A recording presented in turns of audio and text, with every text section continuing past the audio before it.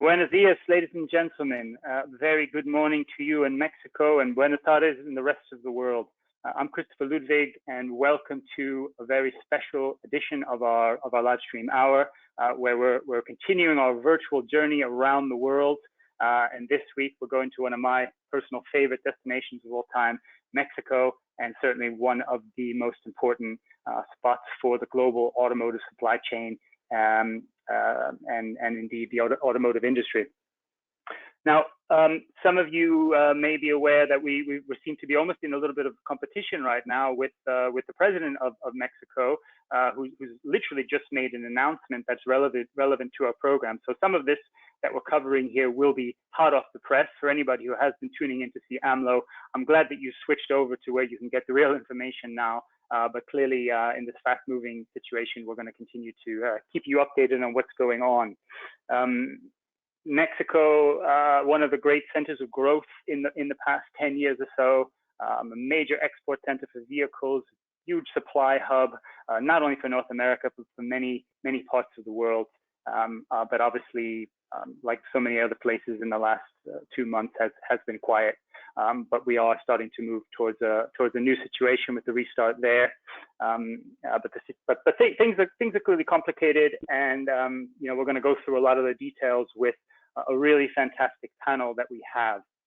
Before we do any of that, though, I want to actually start a little bit differently. Let's start directly by getting your view before we even have a chance to influence it. So I'm going to go to an audience poll right at the start here, so that we can get a little bit of sense of where our audience is in planning in terms of the restart. So we're going to have a poll coming your way.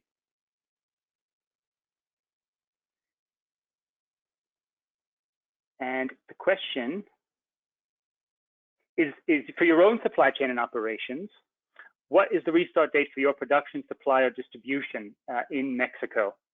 So have some of you kind of continued throughout the crisis in the modes that you could? Have you restarted in early May? Will you restart later in May? Will you restart in June, or do you not know? And indeed, some of you may only just be finding that out based on some of the announcements. So I'm going to just give another couple of seconds for the poll to close. We still have some votes coming through.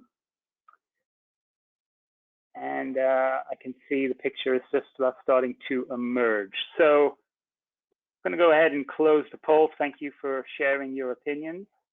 Oh, sorry, this isn't your opinions. Thank you for sharing your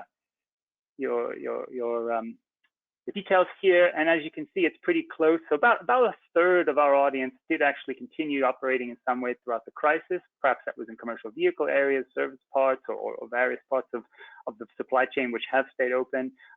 Another quarter or so are restarting later in May, which would probably be in line with more of some of the manufacturers, but also worth noting a pretty large proportion, about a fifth, still don't have a definite date.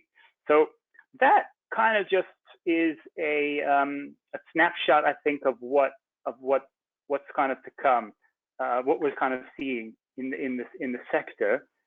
So let me take us now. Let's go into the detail of our show. So first of all, thanks to our partnerships for this program, C&W Courier Network, an important premium freight provider, and Fract Logistics Solutions, which provides digital vehicle logistics solutions, which can be used remotely anywhere. So thanks again to our partners in the live stream who helped make this possible.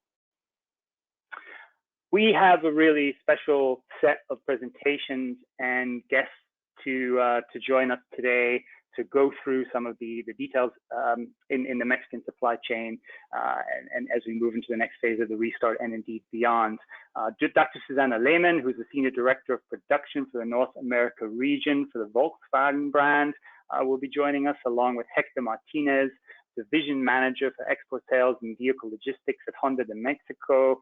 And we'll also be joined by Mauricio Alcocer, who's a Mexico Sales Manager for C&W, who will be able to give us a very good insight from the logistics and freight side of things. And we're also very excited to get some input from Albert Zapanta, President of the US-Mexico Chamber of Commerce, who always has a great inside line on some of the things happening at government level, and certainly in the context of the implementation of the USMCA, which is set for July 1st. So quick view over how we're gonna do things over the next 90 minutes or so. So we have got a really packed program for you. I'll kick us off with a roundup of the crisis globally and how things are developing. We'll hand over to Mauricio to give us an update on the specific logistics and automotive supply chain situation in Mexico.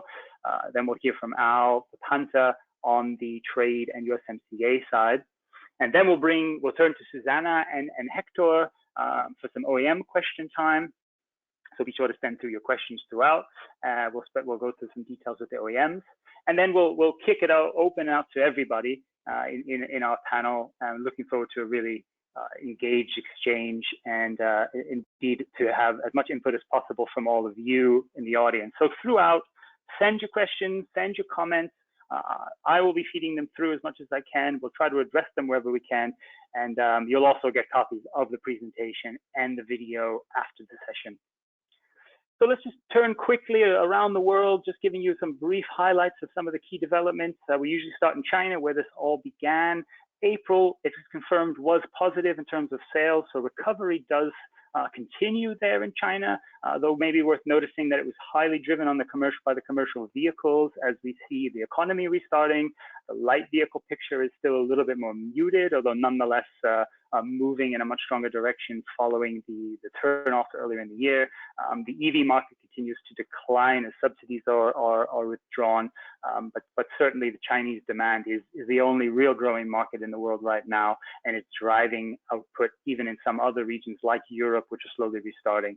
Outlook for the year is still for quite a large substantial decline. That could range quite a bit, based a lot on how the global economy performs, but we're seeing some interesting trends across China already in terms of how the future looks just from this year, and that includes quite a lot of shifts to online sales, online arranged test drives, and home delivery, with more antiviral features becoming a part of the whole, both the vehicle delivery process and indeed from features in the vehicle itself.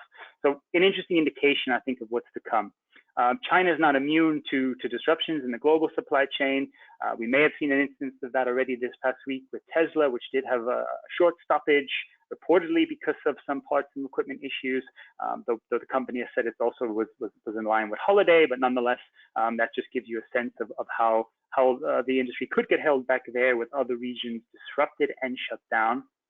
And clearly the political situation and trade tensions do cause issues. We've been speaking about before, and that's topics we'll continue to address. Europe, I guess we could say, is living with disruption and living in the new normal. More plants are coming online, continue to come online. You can see them outlined there. I won't go into the detail.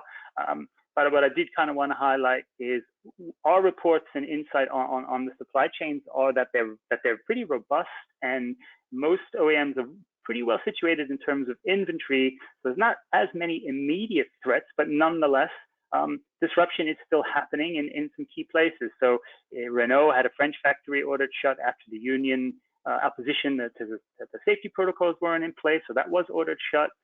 We know that in Graz there was a temporary stoppage of the G-Class due to some supplier issues, and we also, literally in the last day, we learned that Volkswagen has had to slow Wolfsburg output on demand, and indeed, I think the demand issue will prove to be just as important, probably more important, to the stability of some of the European plants over the coming period, based on how much the economy picks up or doesn't. We're also seeing a few signs of suppliers going into administration. A number just in the past week have come out into the press. Some smaller suppliers who are in receivership or in some form of bankruptcy. That could be an indication of what's to come. Clearly, there'll be a lot of OEM support needed around that. Where there's a growth spot, there is a sliver of brightness, if you like, around the EV side, which does continue to outperform the market and even grow in some segments. And indeed, we've seen some of the product and investments in battery supply chains and in electric vehicle products more or less continued, although not yet clear if there'll be some delays, but that is still a huge focus, not least for the CO2 picture. Also signs of home delivery and a big question marks around what sort of government stimulus will come in and trigger the market into a next phase. Will those stimulus come with certain conditions on it? Will it be EV focused? Will it be domestic market focused? That also remains to be seen and will weigh heavily on the pace of the recovery in Europe when it is able to take hold. Turning to the US briefly, if you tuned in last week, you know that when we talked to the suppliers, one of our big issues was certainly the uncertainty in Michigan, for example, around the restarts. Well, there's been some clarity there. I think as of this week, the suppliers could restart, and that sort of paves the way, if you like, for some of the other OEMs to hopefully stick to some of their opening plans. As you've seen, southern states have already kicked off and are already slowly producing. All production would be at far below capacity, but nonetheless is restarting. Still a couple of OEMs who don't necessarily have definitive dates yet. Nissan, Volkswagen in the US still waiting, although obviously Susanne can update us shortly on the situation there. Very notable, of course, you will be following some of the conflicts. Tesla has restarted, even though they weren't supposed to. Now they're allowed to, but they already have. So clearly there's plenty of conflict, if you like. I think the industry and much of the economy begins to open up, even in a high risk scenario, and that is just part of this new normal. Hopefully, everyone obviously will be taking the right precautions, but nonetheless keen to get going. We see vehicle inventories are high. The logistic network is disrupted, but we have also had reports of some positive signs too, around port congestion easing in some places, carriers and suppliers ready to operate, ready to activate. So hopefully that will move along reasonably well. And there's even some OEMs who could anticipate some of their models running into shortages sooner than later. So the question mark, as we'll come to shortly, is in many ways Mexico. Hopefully some answers are getting addressed there shortly too. Just the last snapshot here, again, different points of the world. Obviously, we still see plenty of caution in Japan and in our areas of South Korea, which had contained it largely. There's been a couple of other issues and outbreaks, more of a demand shutdown there in some cases. But we see India moving back towards reopening in so-called green or orange zones. More dealerships also opening, again, under strict rules and quite limited capacity, but we see the slow restart happening there. And that's also notable that FCA will slowly restart production also in Brazil. That despite the rather worrying and clearly disturbing figures continue to come out from the crisis in terms of the case and deaths in recent days. And indeed, that's similar to Russia. So we get this picture, if you like, that there's caution, but moving out of lockdown and learning to move into the next phase, that does bring risks of second waves, but nonetheless, the industry is ready to sort of get going and see where it can go from there. Now to the matter at hand. So I'm going to obviously quickly turn it over to my distinguished, experts on the panel who are going to be able to give you a lot better insight than me. But just a short updates, and as I said, kind of hot off the press, is that AMLO, President López Obrador, has literally just announced that manufacturing can reopen or will reopen as of this Saturday. However, the details are not yet confirmed, and the sequencing of that roadmap is still to be revealed. But we've switched from a phase whereby automotive was non-essential and therefore subject, I think, to a lot more restrictions. And that seems to be shifting more to an essential status, and that will hopefully help move things along. Many of the OEMs are already starting to plan for May 18th or in the next 2-3 weeks. We'll talk a little bit more of that in the panel. But I think it's fair to say there's still some uncertainty across the country, and that will cause some worries. Does make the situation volatile and tough to plan. I don't envy anyone forecasting or delivering kind of EDI and call-off messages right now. Clearly a difficult situation across the supply chain. Logistics disruption, we'll hear more about that shortly from Mauricio. And obviously hanging in the background here, if you like, is the implementation of USMCA and question marks about how the industry will be managing that in parallel to recovery from the crisis, and how well aligned, if you like, the countries and governments are. So that's something we'll look forward to hearing a bit more about from Al. I think the one message, if there's any key message that comes out that the crisis is underlining or about to underline, is that Mexico is absolutely key and vital to the stable recovery of the supply chain in North America especially, but also in global regions. It's pretty remarkable when you dig in to realize just how important Mexico is as a supply source for other regions, whether it's Europe or South America, and indeed, obviously, in its vehicle exports. So that, if you like, will cue us up. I would like to shortly hand over then to our first speaker and expert, Mauricio Alcocer from CNW. Mauricio, can you join us now from Guadalajara? Yes, hello, thank you, Christopher. I'm very pleased to be here with you. Honored to be part of this panel with Dr. Susanne Lehmann, also with Hector Martinez, Dr. Zapanta. Thank you so much for having us here. Thank you. It's nice to have you. I am going to, nice to see you as well, Mauricio. So, Mauricio, what I'm going to hand over to you so that you can take us through some of the key updates that we're seeing across the supply chain in Mexico, and we'll pick it up after that. But yeah, nice to have you with us, and we'll speak shortly after. Thank you.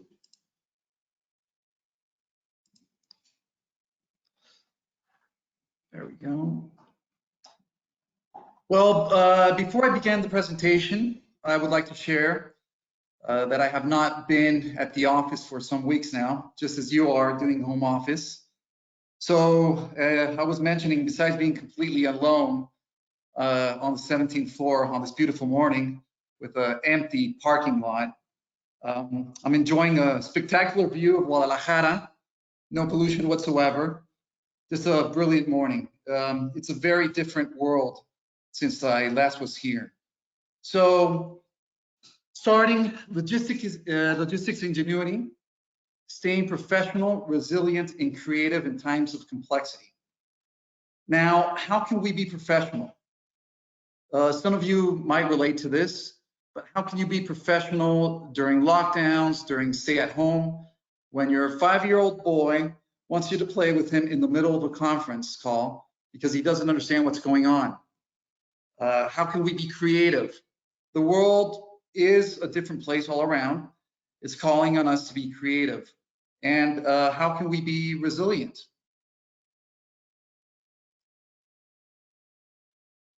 During the presentation, I will be addressing these 3 objectives, which consist of reviewing important information of what is happening in the world and how it is affecting Mexico's supply chain. I will give a brief introduction of the United States-Mexico-Canada Agreement. I understand Dr. Zapanta will give a deeper perspective later on.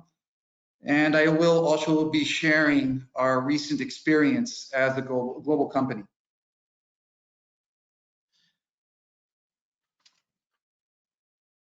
Well, I think it is safe to say this year really surprised us all. This pandemic has put a dilemma on the table for world leaders, and these stunning images of air traffic show just how drastically things can change in a month. In the April image on your right, you can see essential travel for passengers and cargo look like, which May looks very much the same. But yes, more than a 50% decrease. We started to witness the decreased tendency for air cargo operations and passenger flights when the outbreak was announced in mainland China. The second event being the US ban on international travel and border restrictions, which we will see a little bit further on as well. Airlines are looking for answers of how to become and how to overcome this delicate situation by being creative, as you can see, removing seats to offer cargo space, Again, sending pictures like these all over the web. Global demand for now has been very negative due to the major industrial lockdown, not only in Mexico, of course, but globally, as well as belly capacity, no flights, no passenger flights, no capacity. We can see the graph year on year indicating just how strong the impact has been on availability. In general, airlines will be offering fewer options at higher rates. The price gap between normal and expedited shipments has contracted, and that's something very important to consider. Well, overall, these are the estimates for passenger travel for the next 3 quarters. The total flight cancellations until June 30th, loss of revenues of a 55%, a very grim scenario that needs to be addressed with emphasis on logistics ingenuity. Now, Mexico's aviation has also been deeply affected with almost 93% decrease in passenger traffic. Our major airlines in Mexico are working with 20% of the aircraft. As of March 30th, air cargo suffered a considerable downfall. In Monday's news, we witnessed the Colombian airline Avianca file for bankruptcy in the US court. So if it fails to come out of the bankruptcy, Avianca will be the first major airline to go under. Very sad news. Avianca is the second longest running airline in the world, and it has a leading role in Latin American aviation. On your right, you can see what cargo is happening to Mexico with the percentages for the first quarter, and of course, a lot lower as we're reaching May. Mexico, over the recent years, has become a key destination for investment. It's exceeding 20 automotive OEMs in 14 Mexican states, 14 free trade agreements with 52 countries. And since NAFTA, the automotive industry in Mexico has grown, making it the 7th largest vehicle producer in the world, also the world's 5th largest auto parts producer, of which 41% of those auto parts are heading to the United States. There are more than 1,200 automotive manufacturing companies that have invested in Mexico, tier 1s and tier 2s, many of which we're happy to have here with us today. The automotive industry has a workforce of more than 800,000 direct jobs. So talking a little bit about the news that we've been hearing, as of today, most companies have announced their reopenings, all their activities in the United States. The growth of which I mentioned earlier of Mexico in the North American automotive industry also needs a strong and active participation in the supply chain. The implications, being a close partner to US and Canada, make our participation for sourcing parts a key factor for this region, just as you mentioned. As of today, there's a logistics complexity in building a vehicle with over 30,000 parts. And I quote, "You can't finish a car with 99.9% of the total components." The importance of Mexico reactivating its industry. Just as you mentioned, yes, it is important to have the dates of the reopening in Mexico. The Mexican infection curve is a couple of weeks behind the US epidemic. However, I consider that reopening the Mexican industry under strict health protocols is a must. The supply chain in Mexico, customs agents, ground transportation has not ceased to provide daily services, and they are working now under strict health protocols.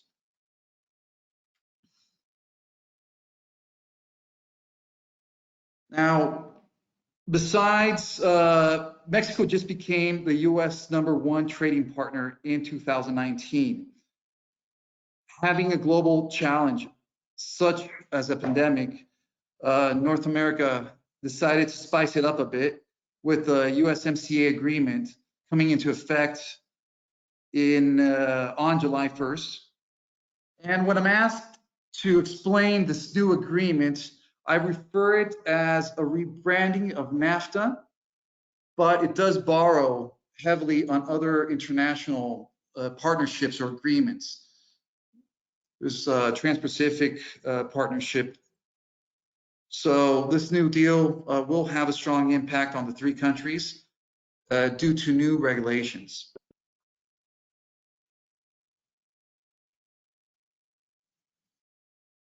Now, I know again, Dr. Zapanta will talk a little bit more about this, but the two most important changes of this agreement are that cars and light trucks must have a 75% of their components manufactured in the three countries to qualify as duty-free, up from that 62.5% under NAFTA. And then second would be 40 to 45% of the car parts must be made by workers who earn at least $16 an hour by 2023. Now, Mexico has agreed to pass all these new labor laws to give greater protection to workers. But as you can see on the graph on your left, the current wages in Mexico are very much, they're very low compared to the ones in current production wages in the US and Canada. Going a little bit into CMW, at CMW, we are experts in the automotive industry supply chain through our NFO, hand carriers, and OBCs. We understand the sensitive nature of production demands, the time sensitive of production demands. We are living in unique times, so we offer unique solutions. Again, very stunning image on your right.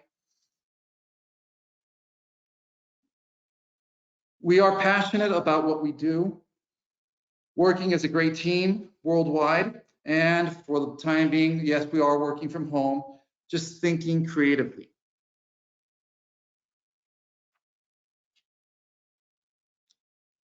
These are our 18 offices worldwide. Our headquarters are in New York City, with offices in Boston, Los Angeles, San Francisco, in the US. I'm personally based at Guadalajara office in Mexico, and we have 3 control towers 24/7, one in Tel Aviv and the other in Singapore, serving Asia Pacific. And CMW's answers.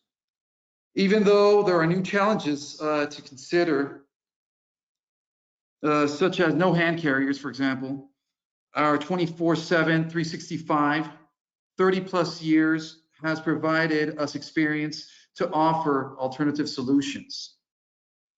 We are very passionate about what we do, and we like to say we are there for you. My brief would be, yes, there are no midterm or long-term conclusions. Today, there is no business as usual. The future is still unclear. Nothing is written on stone. We don't know what the outcome will be. However, I strongly believe in plans of action. Assume strong business leadership to face new world demands. Be flexible, be committed, be innovative. And yes, and when the tide does rise, be on the boat.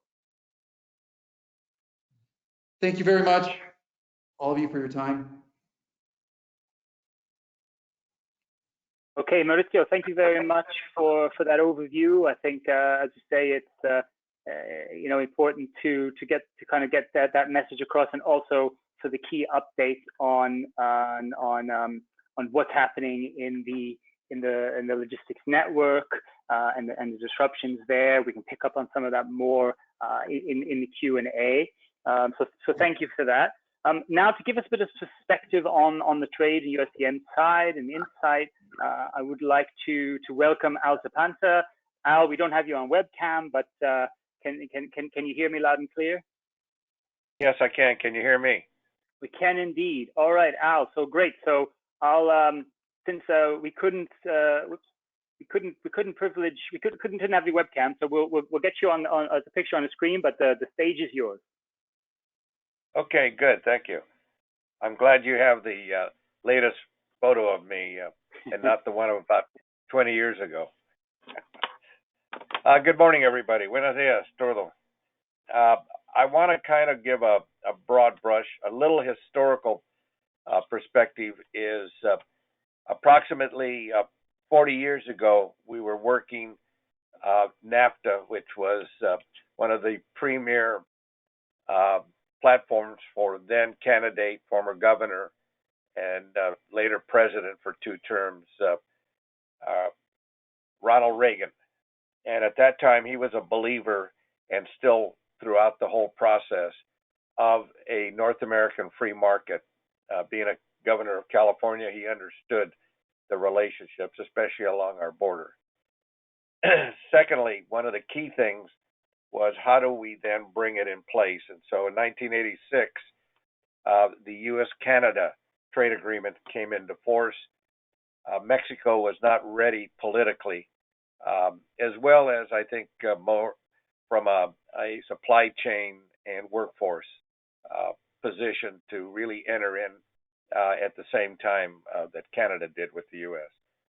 So then 1992 to 94 is when it then became what we now know as NAFTA, the North American Free Trade Agreement, which basically was then the entrance of Mexico, so that we had all 3 countries. And what I'm still very, very bullish on the fact that NAFTA created and still has in force the most robust and the most effective and the most productive value known as a global trade regime here in North America. Yes, there were some dislocation of factories, mainly because of China specifically being allowed into the World Trade Organization, and then labor costs.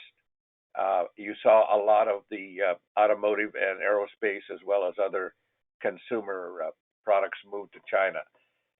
We have always been very strong on bringing it back on what we call, instead of offshoring to China and other parts of the world, as a U.S.-Mexico chamber, which we've been around for 47, going on 48 years, is that we needed to onshore it back here into North America, which is starting to take place and has taken place over the last 10 years, as viewed by all the major automotive OEMs in Mexico here and within the North American trade regime.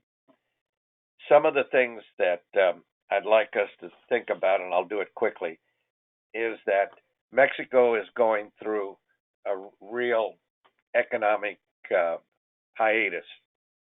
And it's because the clash of the formal, the informal, and what we know as the gray or black economy, which is basically the illegal and drug wars and the cartels and all the other criminal elements that are in.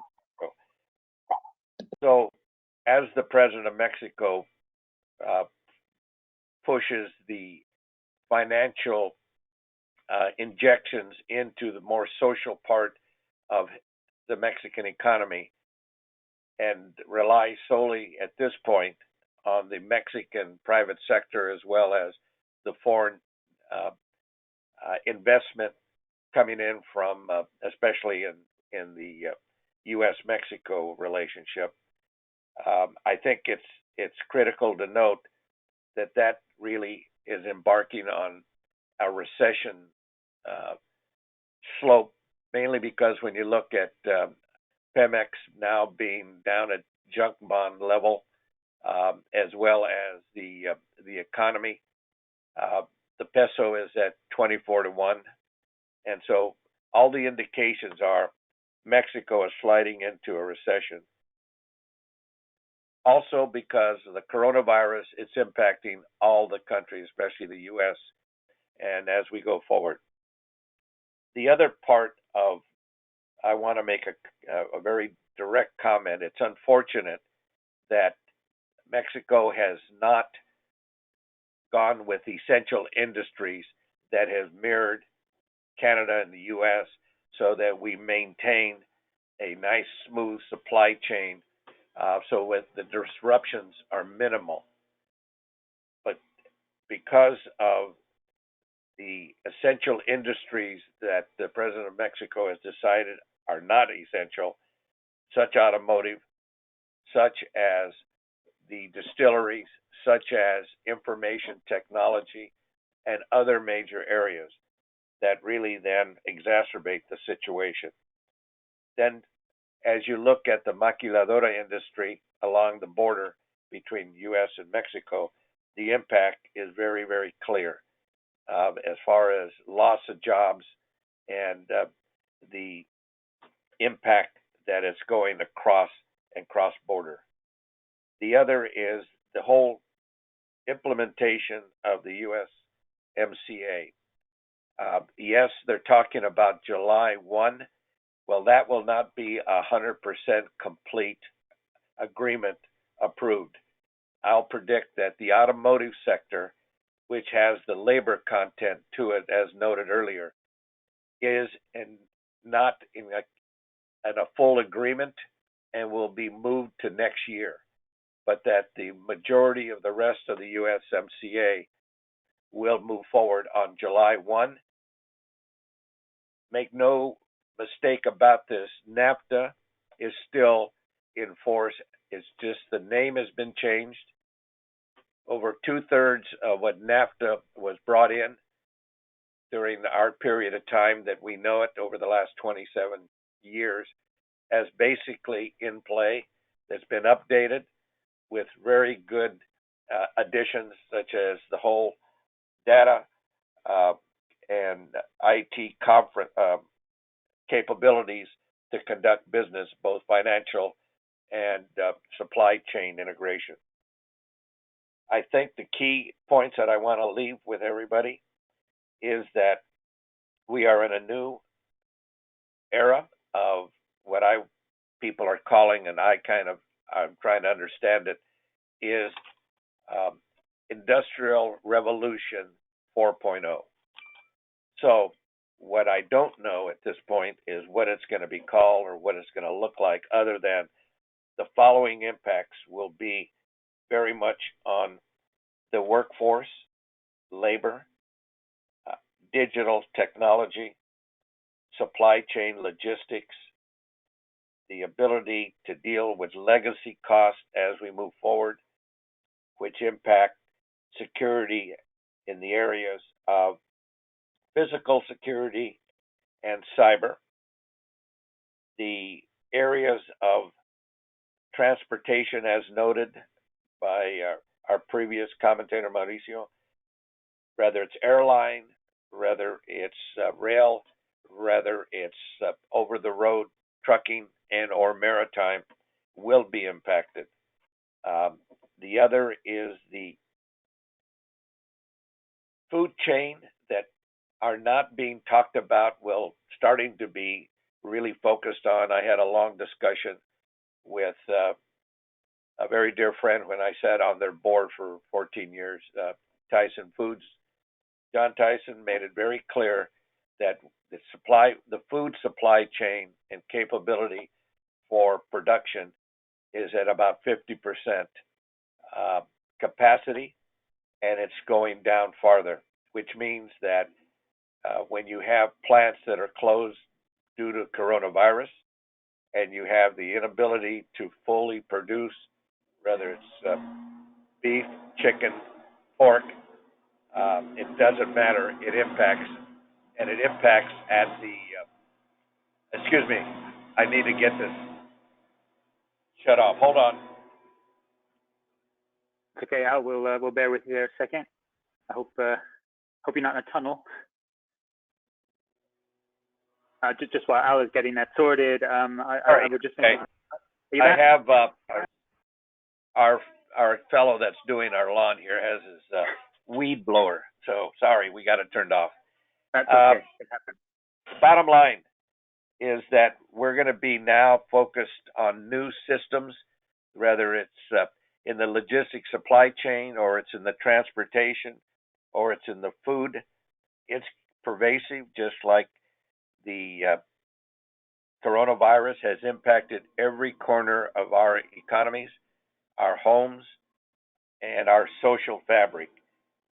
So my step that we have taken as part of our U.S.-Mexico Chamber of Commerce, which we have 10 chapters in the U.S. and 10 in Mexico, is to reconfigure what we started at the beginning of the discussions of NAFTA, and then went forward here with the USMCA 3 years ago, and what we call the North American Working Group, which we are now focused on that group being focused on implementation of USMCA. And I invite all of you to be part of it. I will reach out to you, and we look forward to working more with you, and I stand ready to discuss any questions that you might have. Thank you. Thank you, Al. I think that's a great and a bold insight and kind of prediction there. Obviously, we'll see how things play out. I would sort of call some of your attention back to, we've had Al at events and speaking to our audience before, and certainly has given some really critical insight, kind of predicting that we wouldn't have tariffs in the new version, for example, and much of that stuff has tended to prove exactly right. So I would not be surprised if he's right on the money there too, in terms of the timing for USMCA. But thanks again for that, Al. And I think the call out for everyone to get involved as much as possible in the working group is a really important one. So we'll get that message out and help coordinate and connect people wherever they can. Thanks again to both of our speakers for their insight. I'd now like to move into our OEM question time. So with that, I'd like to bring on to the virtual stage here Dr. Susanne Lehmann, Senior Director of Production for North America region at Volkswagen, and Hector Martinez, Divisional Manager for Exports and CBU Logistics at Honda de Mexico. Buenos dias, Susanna. Buenos dias. Yeah, and buenos dias, Hector. We're all connected there. Hi, buenos dias. Yeah, excellent. Great to have you both. So let's start kind of, as it were, at the beginning. Where can you both give us, can each of you, a brief outline of what your operational status and plan is? I said in the beginning of the hour what we just heard from AMLO.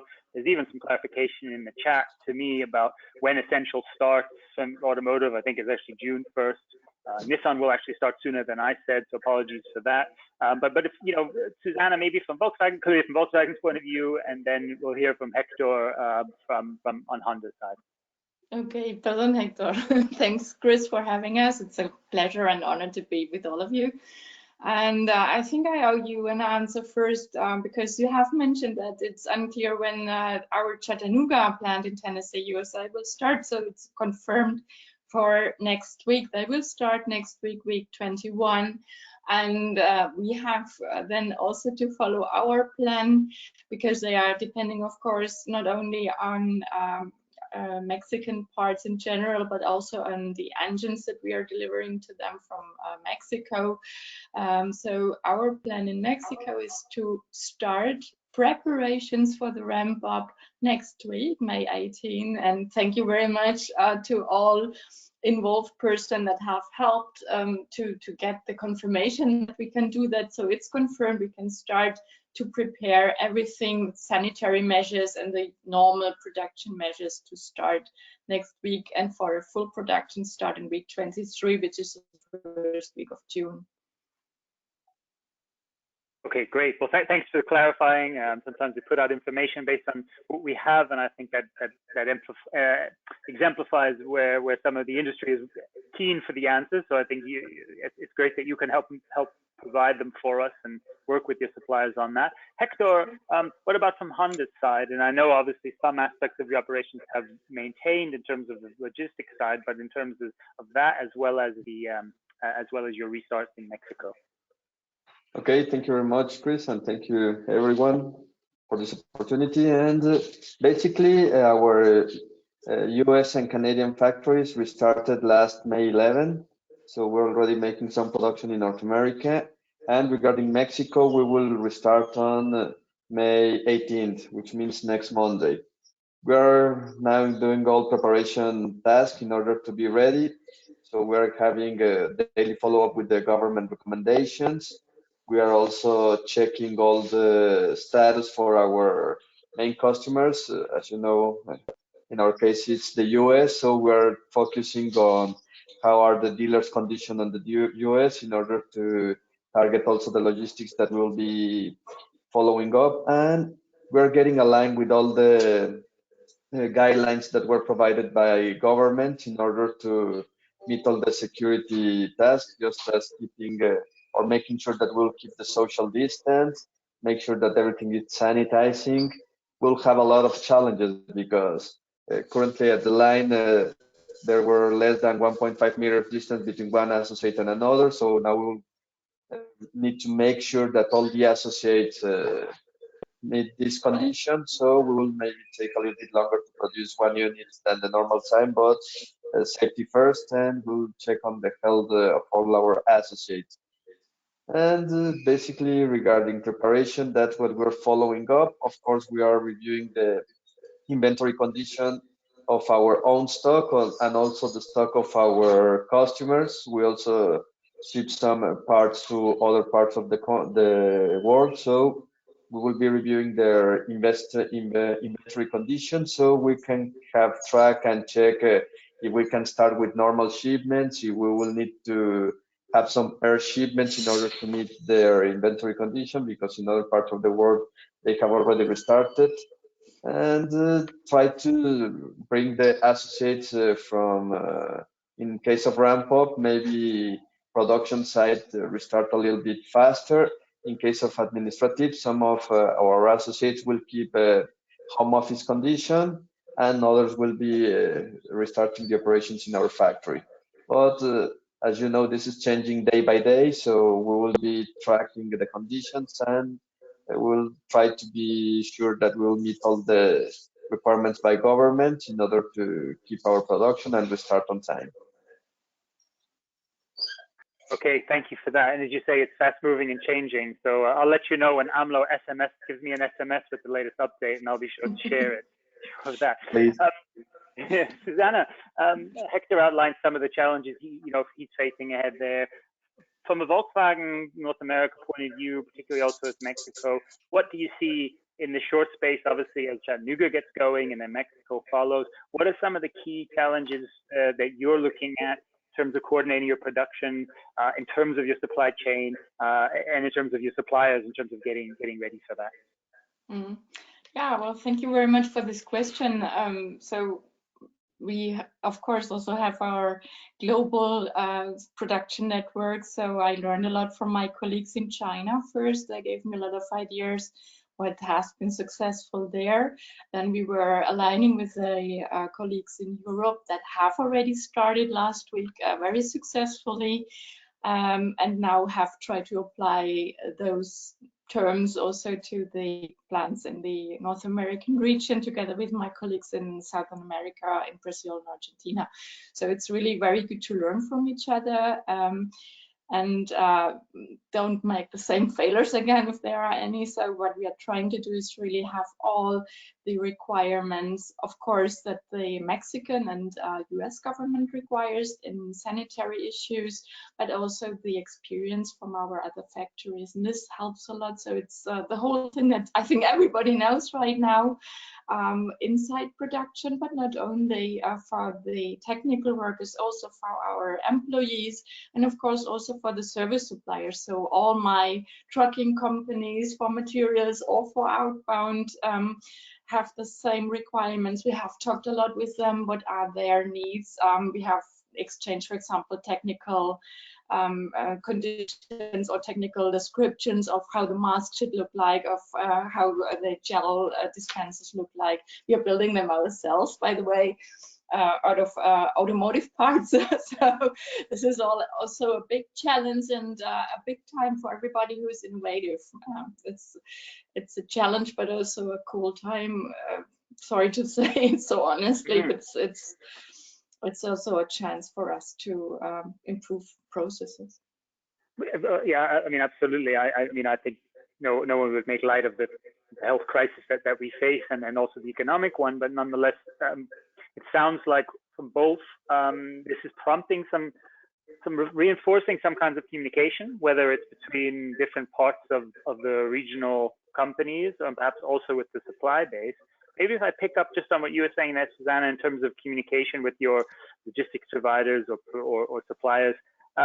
You know, in Mexico. Sorry. Now the connection's failing me. Okay, this does happen now and again. Are you, Hector, can you still hear me whilst Susanne gets reconnected? Yes, I can hear you. Okay, great. Maybe we'll start with my question to you, because it was going to go to both anyway. Do your Mexican providers and suppliers have any particular kind of you know, needs and worries that you need to address with them, whether it's particularly on the forecasting side, visibility of that, because we have been in such a phase of uncertainty, we still are in many ways. You know, what are you doing to reinforce the plan for them? Even as we speak, some of the questions that have coming in are specifically around how will they get the information about what exactly the production plans and forecasts will be. Okay, well, basically we are having tight communication with them, and as well, as you know, condition has been changing day by day, and when we set a new restart date like we did in the past, or we set a new production plan, we try to share this information with them at least 2 weeks in advance, if possible more, but in order so they can take all of the countermeasures needed to restart production. And what they shared with us, main concern was government regulations, that the automotive business was not essential activity. So they were concerned that maybe we restart operations or they restart operations without government approval or so. Now, after today's confirmation in the morning meeting by AMLO, maybe this will be clarified and were set as essential. At least that was my understanding from the conference in the morning. Let's get the written confirmation from government, but if so, I think the concerns of the suppliers will be diminished and they will now focus 100% on the production side. So far, we have no concern of that they could not meet our production plan. Of course, we will restart production on a ramp-up plan in order so that our suppliers can get everything ready and do not have 100% of the volume at the beginning. Also, on our side, we will try to check that all the machinery is ready, that will meet all the social distance requirements. So we'll start from a kind of low production in order to meet our 100% production in a couple of weeks, maybe. But I think that's main concern of suppliers, government regulation, that after today, maybe they will be a little bit more relaxed. And regarding inventories and so, we do not have concern. We have a daily following up this inventories, not just for Honda de Mexico or the US or Canadian factories, but all the global factories of Honda, which are being supplied by Mexico. And so far, there's no concern. Luckily, we have a little bit of inventory stock. So just for emergency shipments, we can ship by air, but I think at the most we have 1 or 2 in this period. So now we're confident that suppliers will meet our requirements and that we will restart on time if this essential activity keeps on going from now until Monday. Thank you, Hector. So, Susanne, do we have you back there? Are we connected? Yes, I'm back. I'm just texting that everything is working again. Okay, so. great, Yeah. great. So just on that point, in terms of, now I know Volkswagen globally has been doing a lot to follow up with its 40,000 global suppliers, for example. So that's not a small job by any means. Specifically looking in Mexico for you on the supply base, again, are there extra measures that you're helping to support the suppliers? Extra information, again, as I mentioned, right through the questions, and people are very keen to know pretty precisely what will your production plan be, what will the ramp up rate kind of move along to. I mean, obviously that will change with demand, but I mean, how much can are you able to share with your suppliers? Yes, of course, this is not so easy, but very challenging because we have to regard the markets, especially in South America, in Europe. So, all this is faced in different time phases as the virus advanced, for example, in Europe a little bit more or earlier. So the European markets reopening earlier than South America. I have, of course, to adjust my production program with every new notification, same as Hector just said. So we are trying really to not produce anything that does not have a fixed client. This is, of course, a measure that we anyway want to achieve.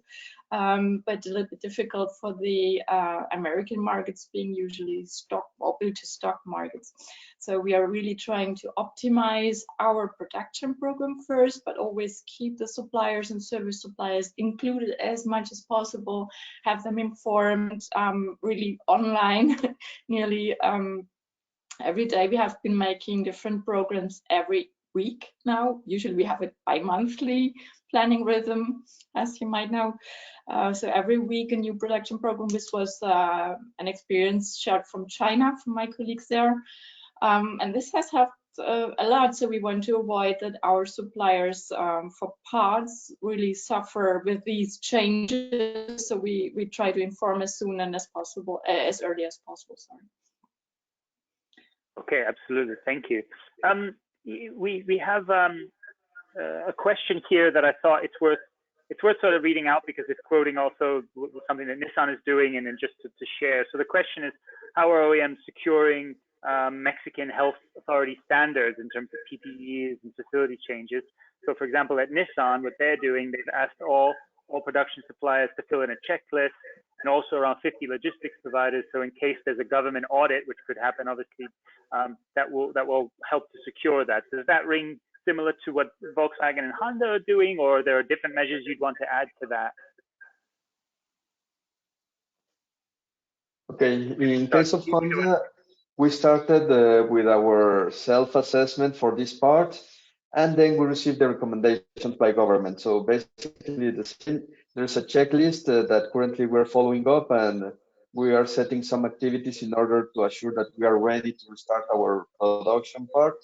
And we are sharing this information also with our suppliers, because not only Honda needs to meet this checklist or these guidelines, but also our suppliers, in order to make sure that we will be having a safety environment inside our factory, just for giving an example. So basically same activity, checklist, reviewing, and make sure that we accomplish it, because we need to achieve this government approval.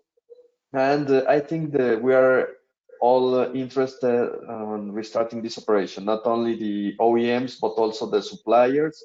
So I think their mindset that they are having currently, it's we need to achieve everything, because we need to support everyone to restart operations. So if the OEMs restart operations, all the suppliers will be also restarting operations. Service suppliers from them will be also restarting operations. So I think this is like a very good phase for everyone, just to check how we can all support everyone in order that we achieve a common target. So this is good, and we are trying to accomplish all of this as well as our suppliers. Great. Similar from the Volkswagen side, Susanne, or would you just? Yeah, for our side, we have a catalog of more than 100 measures. So I won't cite them all, so you don't be afraid. But it's technical, it's installation, it's hardware, but it's also behavioral, because we have found out that we had, for example, in one part of the world, a lot of installations inside production, but then people went out after the work, after the shift was over, and we're all like holding hands on the parking lot. So this is also something that we included. So we have more than 100 measures of different kinds. Have been checking them up, of course, with the measures required by the Mexican and US government, so that we are aligned with everybody, but also have shared them, as I said, with our suppliers and service suppliers, and have already confirmations from all of them. And thank you very much. It has really been a super cooperation, very fast and very efficient. So all of them have already confirmed that they are fulfilling, and if not, we would not allow them on our yards, for example. Absolutely.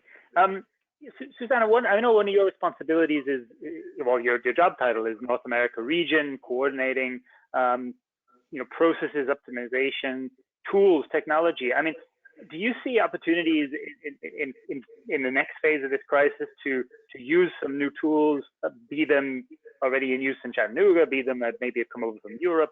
Are there technologies that might help and support this beyond the key processes we know we need to do around PPE, etc.? Yeah, definitely. Thank you very much for the question. You know, my favorite topic is digitalization, innovation. So you have mentioned, and also one of my colleagues have mentioned, the digitalization of sales. So this is really cool. You can order online from your home desk office, your car, you can configure it. It's really functioning. This is great. You can see it virtually. We have a lot of design tools that also our clients can use already. This is what my colleagues in sales are doing. Of course, I still would have to deliver the cars physically, but also to do that, we have a lot of optimization tools that, for example, have been elaborated in the last years in the WLTP challenge that we had, especially in Europe, so that we have a lot of optimization to do on banking cars. Where are they? Where will they be? How much space do we need? How much transport do we need when? To optimize all those functions.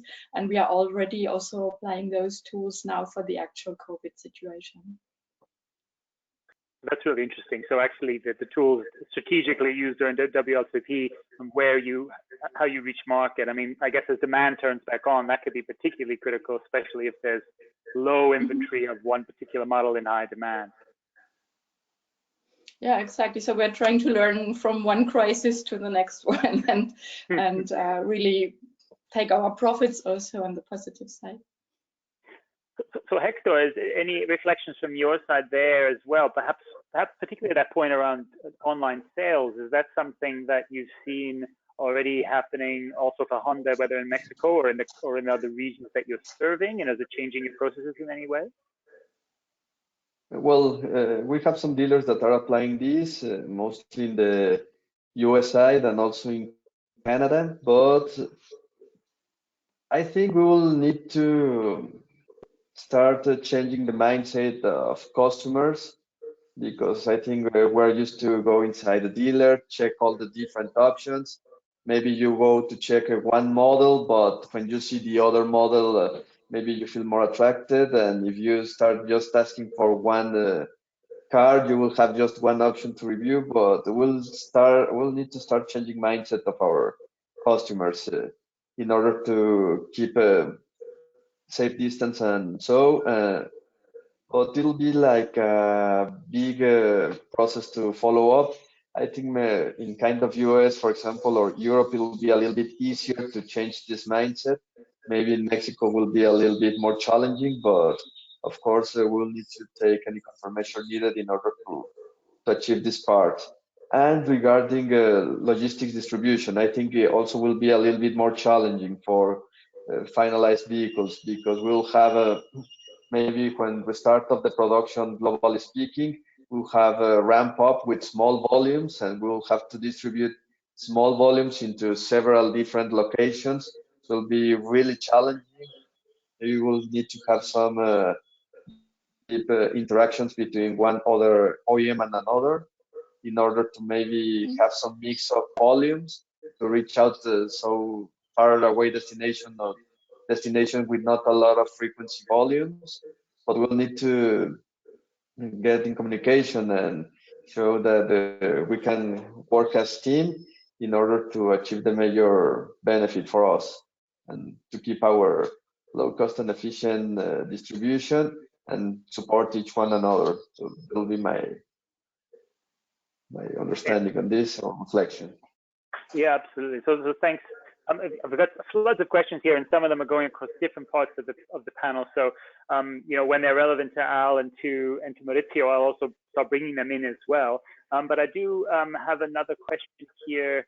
Well, I think either of you would be well placed, Susanne or Hector, to answer this. But maybe starting with Hector, because it's particularly on the question around export side. So how do you see the situation at ports and rail and shipping, and in terms of the network, in terms of handling the export and import flows for vehicles as it gets started again? Do you have any concerns around space, shortages, capacity?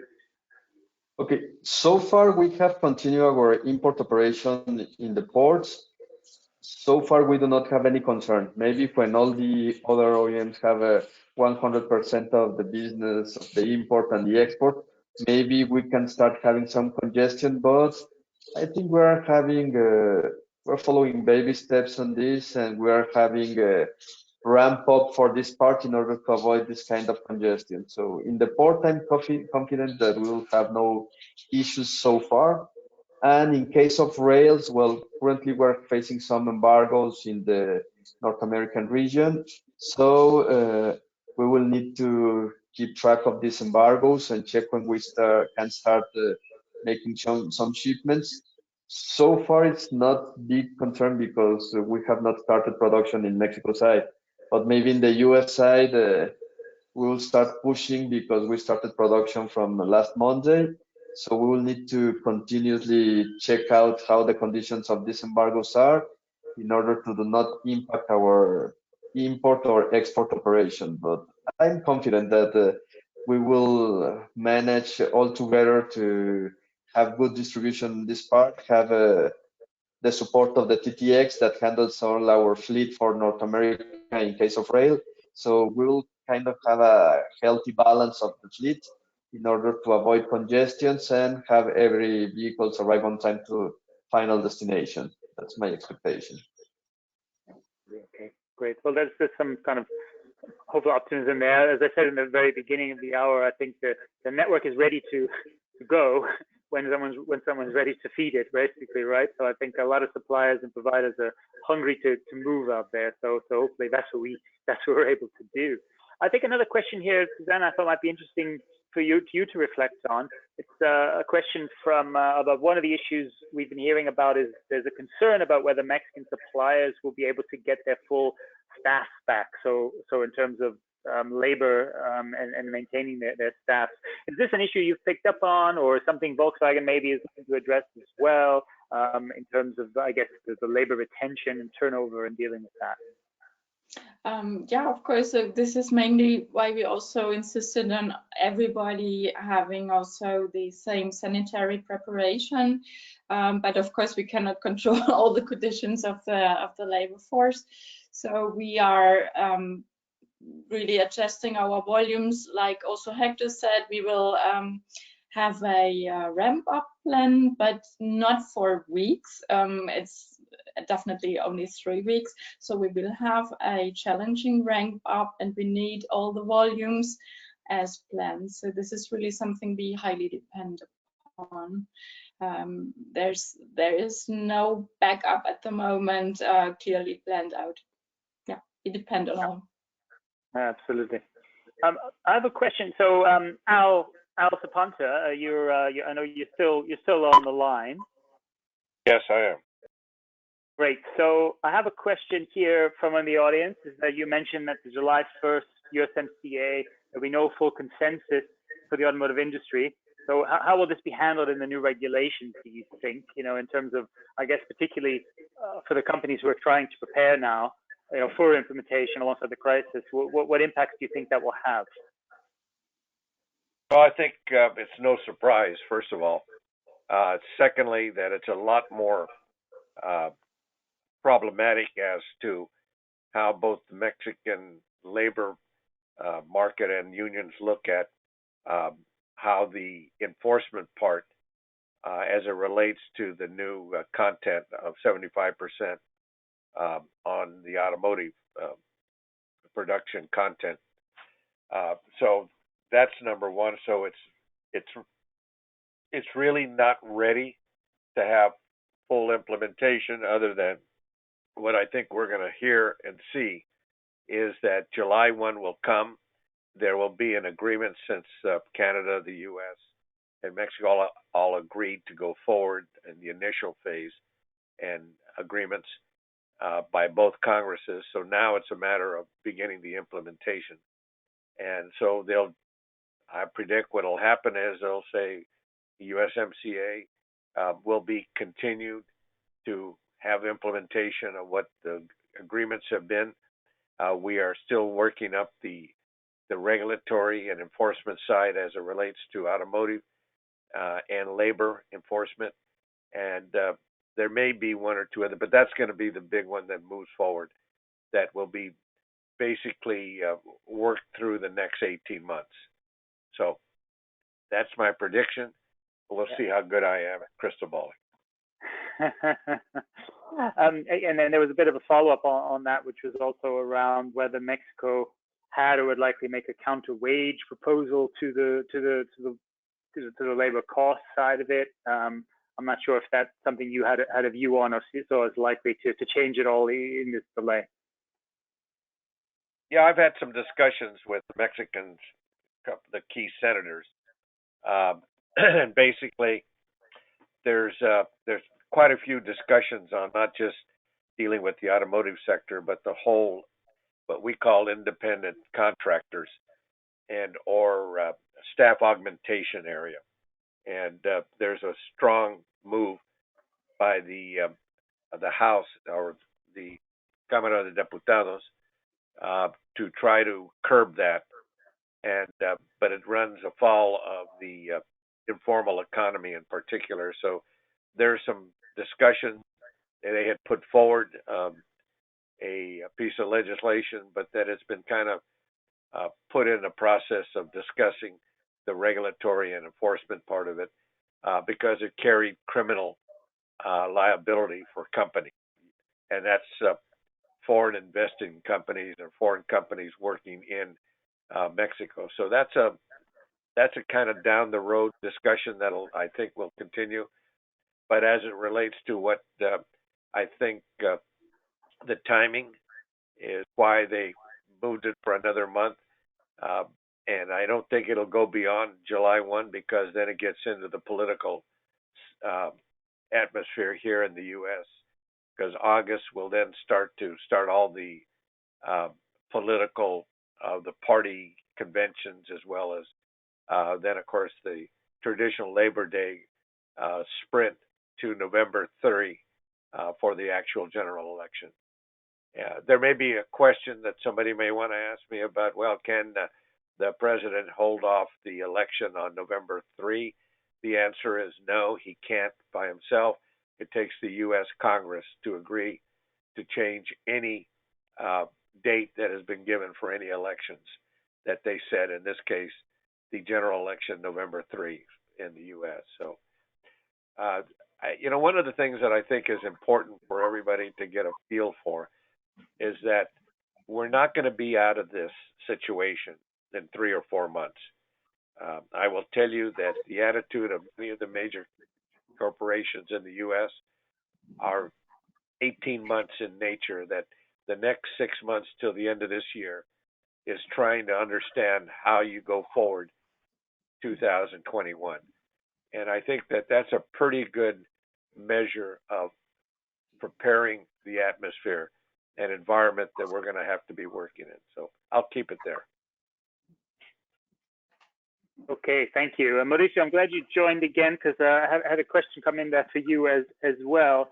I mean, in terms of the, you know, as a company that's quite obviously is moving a lot by air and helping with expedite and premium freight, do you see, as production gets going, the reductions in air capacity and freight to have a pretty big impact on potentially disrupting production? Because clearly that would have been a emergency option for many OEMs or suppliers if they ran into trouble, and they'll face either higher rates or perhaps reductions in capacity. So is it about alternative modes? Is it about alternative solutions, or is the volume levels maybe not going to cause an issue on that? Maybe your perspective there.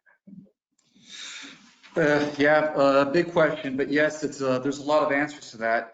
Basically, what we're looking at is there's going to be a lot of production coming back with the reopening of the automotive industry. I don't want to say that there's going to be a bottleneck, but I was talking with some colleagues early on this week, and in Mexico, the supply chain has not stopped. Like I said, and I mentioned it in the presentation, the customs is open, customs agents are open, the transportation is open. So what really happened is the end-to-end. I mean, it was basically the tier ones, it was the OEMs that were being closed down by federal regulations. And when we're going to be jumping back into all this activity and people start needing immediate parts all over the world, especially in Mexico, of course, airlines are going to start to give passengers and cargo need to give options. Yes, the rates have been very, very high. For example, being between $7 to $11 a kilo from the UK to the United States. Right now, when it used to be 80 cents per kilo. So, and that's for normal freight. So yes, there's higher prices, there's lower options. And what we have to do is, again, I'm going to use my phrase, we have to be very creative on the best way to serve the industry. Again, there's going to be a lot of companies wanting air freight, especially after, just like you saw, yeah, I'm just. So I think we're just gonna sorry 1 second. I just have to do a quick mute there. Sorry, sometimes. Thanks, Mauricio. Interesting. I think right around second there, and I saw some nods along, and I just wanted to. I mean, we've got a few minutes left, so maybe on the point around creativity and maybe collaboration. So, you know, Susanne, when we met when we met in person, several months ago in a different time, one of the things we were talking about was trying to coordinate more at an industry group on some key topics, whether that was on improving vandalism or damage or addressing, getting OEMs together to work together. And Hector, we've spoken about, pooling, the potential sort of pooling companies, perhaps in transport, where it has not been done before. So any reflections on whether now is the time, if you like, to increase the sort of industry collaboration that we talk about in the past, but don't necessarily seem to necessarily realize? Yeah, first of all, I think it's a good idea not to steal capacities away from each other. So I can promise that we will cooperate and inform each other. I think this is a good idea, based on a common platform that we have been trying to hold up in the last time. But I think it's so difficult to cope with the crisis at the moment that all these plans have a little bit in the background, have been a bit pushed back. So I would love to restart, think with all of you together with perhaps some CMW, how can we really make these optimizations that we definitely need at the moment regarding space, freight capacity, yards capacity, etc. Yeah. So highly welcome from my side. Okay, totally agree with Susan. Yeah. I think we need to restart all the items that we have pending for having tighter communication between all OEMs. Check, as Susan mentioned, capacities, try to support each other OEM, and try to get benefits of this tight communication.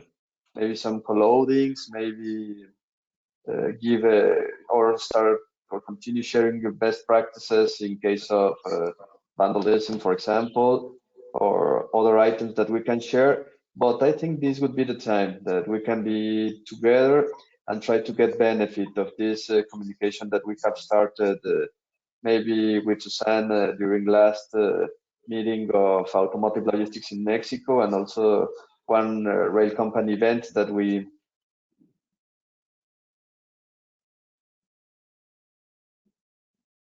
I think we definitely got the message of positive kind of collaboration there. Hopefully we get Hector back. Hector, te habías cortado. Okay, ¿ya me ven mejor? Yeah, you're back. You're back. Sorry, we lost you for a split second there, but you're back. Yes, that's okay. Basically, what I'm saying is, let's try, since we're a small group that handles the logistics for the auto business, finalized vehicles, let's try to make a strong team and try to get benefits of having a good communication between one and each other. That would be my standpoint on this.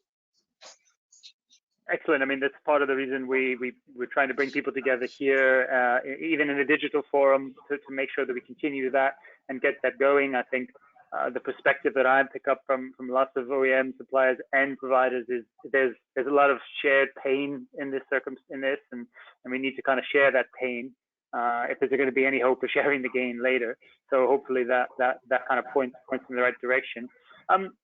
We're almost coming to the end, but and there's more questions that we can get to in the next couple of minutes. So, you know, what I would say is for the questions we don't get to, we'll follow back up with the panelists, and maybe we can arrange a little bit of you know, kind of to get those questions answered in the you know, via a recording or something like that.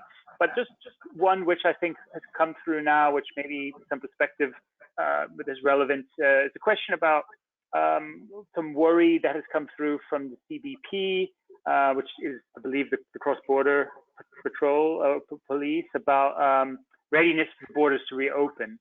So the question is to, I would say, to Mauricio and to Hector in particular, address your thoughts on the CBP's readiness to handle the amount of freight that will be crossing the border, and could or would that potentially be a bottleneck in the coming points? Now, Hector, you were fairly positive about the logistics side of that, but any thoughts on the border?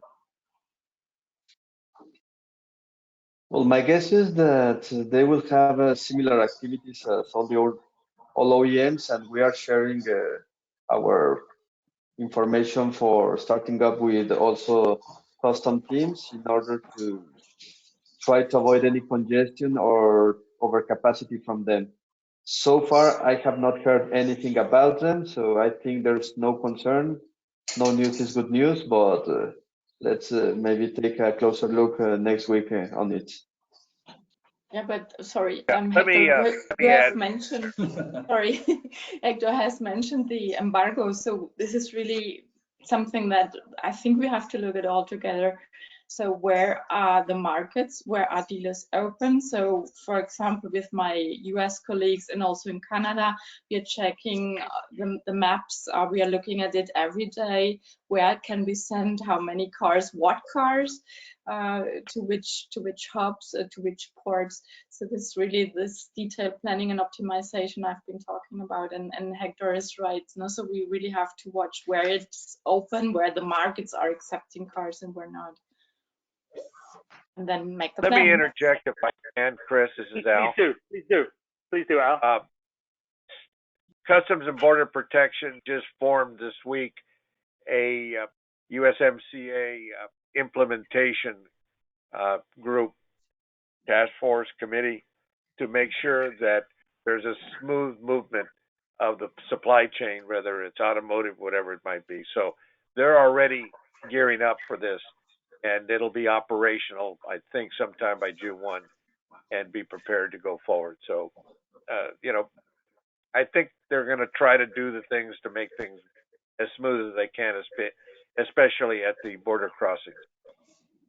Thanks, Al. Fantastic. I would add anything else? Yeah, I would like to jump in. I completely agree. I think just like Al said right now, the U.S. is preparing.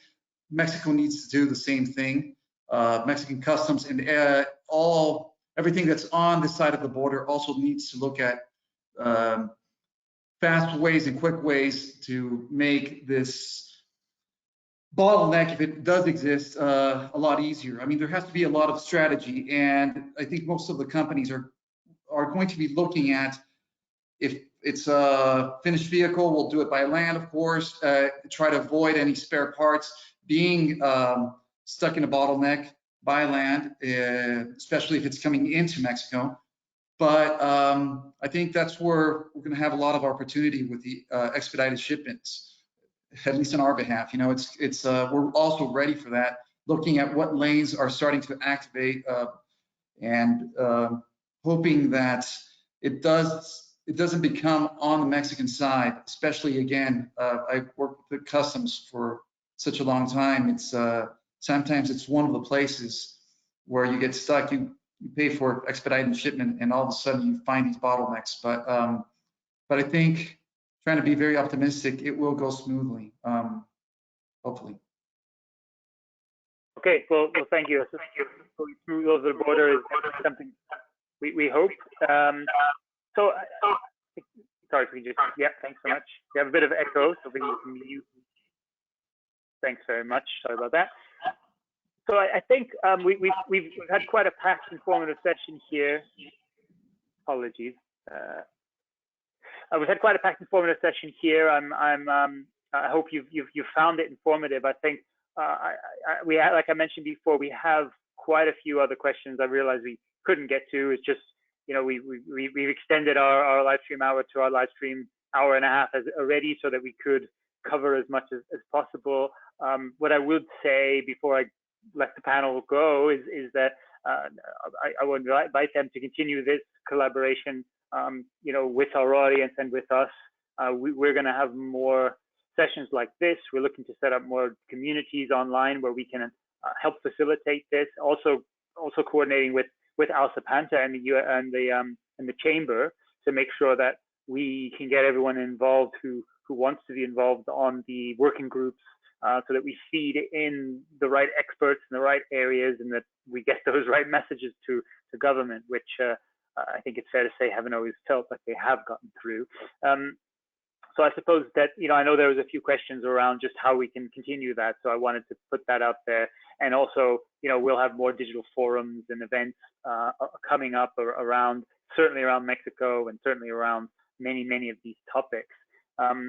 So before I close, I just want to thank Susanne, Hector, Mauricio, and Al Zapanta. You can't see him here, but he's very much there, for the fantastic input, for the insight, for sharing during this really difficult time. We started this call, or this live stream, uncertain about a lot of things, and we've helped clarify a number of them just now. There's still more to come, especially as the restarts actually begin. So let's keep the lines open. But thanks again to all of you. And I wish you all safe and all the best in the kind of next phase of the restart, and obviously, most importantly, with at home with your friends and family and colleagues. So wishing you all the best, and thank you again for your time today. So great, thank you. Yeah, bye. Gracias. Gracias, muchas gracias, Chris, and stay safe. Thank you. Yeah, absolutely. Thank you very much, Chris, for your effort and getting these events, and stay safe. Thank you again, and Mauricio, muchas gracias. Thank you.